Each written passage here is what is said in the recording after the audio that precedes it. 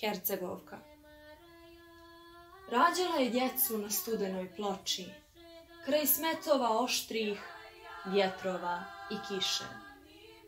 Toplinom joj samo treperile oči pred ikonom koja živim Hristom diše. Udahnula je dušu visokih planina, kozije su je staze vodile slobodi, u vrtlogu teških, surovih sudbina, za borbe je muško morala da rodi. Nije smjela djecu oplakati svoju, već je bolnu tugu u grudima krila i od zore rane u muci i znoju nad ognjištem svojim neumorno bdila. Naramci su teški krivili joj leđa, natočeni vodom burila i žbani, hrvući se s plugom kraj kamenih međa, znala je da žrtvom svoju kuću brani. Plela je i prela, i vezla i tkala, uz plamičak lampe, prigušen i sjajni.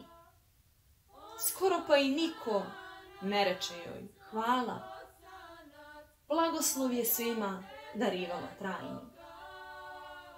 Molila se krišom ostrogu i Bogu, Vasiliju svetom čeda da joj čuva.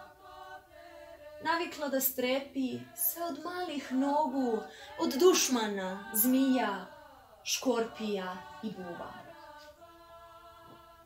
Otkosima zrelog sjena i žita lesale joj radom izmorene ruke, a nikad je niko sirotu ne pita koliko se samo nagledala muke.